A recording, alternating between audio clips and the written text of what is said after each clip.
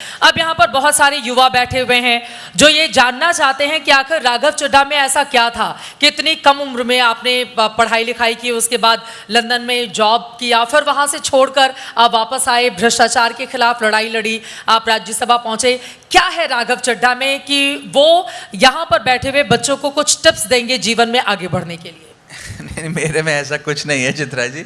मुझे लगता है कि भारत का युवा जो है, मैं अपनी बात नहीं कर रहा, भारत का युवा जो है वो बहुत प्रतिभाशाली है, उसमें बहुत ऊर्जा है और वो जिस चीज़ को अपना लक्ष्य बना ले उसे हासिल कर लेगा। जैसे अर्जुन को मछली की आंख नज़र आती थी, ऐसे भारत के युवा को अगर अपना लक्ष्य वो ठान ले तो वो उसे ज़रूर हासिल कर लेगा। और मेरा ये लगातार कहना रहा है कि भारतीय राजनीति में युवाओं की कमी है और शायद इसीलिए मुझ जैसा युवा आज यहाँ तक पहुँच गया। मैं ये कहूँगा, मैं आपके मंच के माध्यम से भारत के युवाओं को कहना चाहूँगा कि बहुत समय तक हमारे देश की जो राजनीति है उन्हें बड़े एक्सपीरियंस्ड और मैं कहूँ थोड़े जिनकी उम्र दराज हो गए उन लोगों ने चलाई है। अब समय आ गया है कि भारत का युवा मुख्य धारा की राजनीति में आगे आए, क्योंकि देश बहुत युवा है। हमारे देश की 65% आबादी 35 साल से कम आयु की है। मैं भी 35 साल से ऊपर हो गया हूँ अब तो 35 साल से कम उम्र की आयु वाले इस देश में युवाओं को राजनीति में, मुख्य धारा की, मेन स्ट्रीम पॉलिटिक्स में आगे आना होगा, क्योंकि आपके एस्पिरेशंस, आपकी मांग, आप जो कानून लाना चाहते हैं, जो रिफॉर्म लाना चाहते हैं, वो आप ही ला सकते हैं। आप ही को आकर मुख्य धारा की राजनीति में वो रिफॉर्म लाना होगा। तो मुझे उम्मीद है कि इस मंच के माध्यम से कई युवाओं को प्रेरणा मिलेगी और आएंगे। लेकिन राजनीति में संघर्ष भी बहुत ज्यादा है ना। अब जरूरी तो नहीं है कि हर कोई इतना कामयाब, जब संघर्ष का सामना करना पड़ता है, आपके भी जीवन में बहुत सारी चुनौतियां आई होंगी कई बार, तो उससे पार पाने के लिए क्या किया आपने? क्या मंत्र है जो इन लोगों तक आप पहुंचाना चाहेंगे? देखिए, दो चीजें हैं। पहली चीज, इस दुनिया में कोई भी ऐसा काम नहीं है जिसमें संघर्ष ना हो। जो डिलीवरी बॉय है, जो खाना डिलीवर करता है, वो भी संघर्ष करता है। बिल्कुल। जो रोज़ सुबह एक बतौर जर्नलिस्ट दफ्तर पहुंचता है, स्टोरी फाइल करता है, स्टोरी लेना, फाइल करना, वो भी संघर्ष करता है। और राजनीति में तो खास तौर पे संघर्ष है ही, और कई प्रकार का संघर्ष है। इसमें कोई दो राय नहीं है कि आपको सबसे पहले तो, जैसे मैं अपने जीवन को ज़रूर अगर मैं देखूं तो राजनीति सबसे बड़ा फाइनेंशियल सैक्रिफाइस है।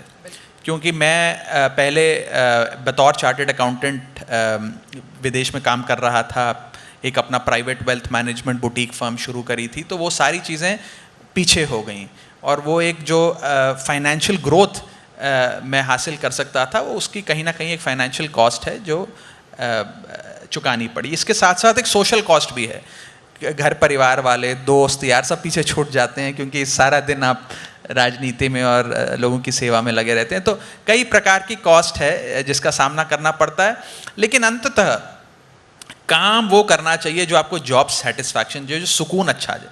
जब आप किसी एक बतौर एक नेता या मेंबर ऑफ पार्लियामेंट या बतौर मंत्री, विधायक लोगों का काम कर पाते हैं, उनका भला कर पाते हैं, उनकी ज़िंदगी आसान कर पाते हैं, उन्हें उन्नति देने के लिए आप योगदान दे पाते हैं, I think that is the biggest job satisfaction.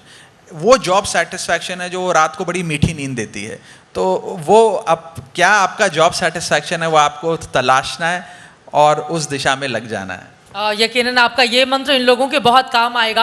अब मैं आ जाती हूँ दो आखिरी के सवाल पर जो आपकी निजी ज़िंदगी से जुड़े हुए हैं, लेकिन ये पूछना ज़रूरी है क्योंकि आपकी फ़ोटोग्राफ्स इतनी वायरल होती हैं, चाहे देश की हैं, विदेश की हों, परिणीति जी के साथ, और वो खुद भी, मतलब हिंदुस्तान में ऐसी बहुत कम अभिनेत्री मिलेंगी जो इतना पढ़ी लिखी हों और उसके बाद उन्होंने फिल्मी दुनिया को चुना हो। तो जब आप संसद जाते हैं भाषण देने के लिए या कुछ तैयार करते हैं, तो क्या उनका भी रोल होता है?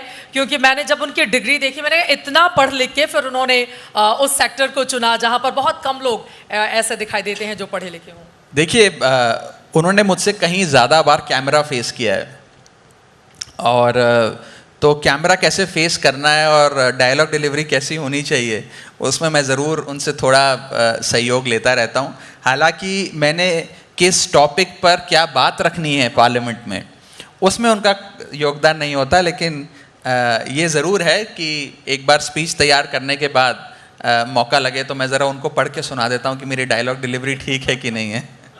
ये अच्छा है और यकीनन फिर वो बता भी देती होंगी कि कैसे और फेस एक्सप्रेशन के साथ और ज़ोरदार तरीके से बोलना है। उनकी फिल्मों में भी हम सब ने देखा। अभी 2 महीने हुए जब एक नई जिम्मेदारी आपको मिली है, आप पिता बने हैं और बेटे का नाम नीर रखा गया है। तो नाम के पीछे की क्या कहानी है और अब ये जो नई जिंदगी आपकी शुरू हुई है बीते 2 महीनों से, उसके बारे में क्या बताएंगे? नहीं देखिए, ये तो परमात्मा की देन है, भगवान का बहुत बड़ा आशीर्वाद है और मुझे लगता है कि इससे ज़्यादा डिवाइन और ओवरवेलमिंग फीलिंग हो नहीं सकती और किसी भी शख्स के लिए नहीं हो सकती। और भगवान अपना आशीर्वाद और प्यार बनाए रखे और हम सब फलते फूलते रहें, खुश रहें, बस मैं इतना ही कहूँगा। बाकी जब कभी आप परिणीति को बुलाएंगे और हम दोनों साथ आएंगे फिर लंबी चर्चा करेंगे इस विषय पर।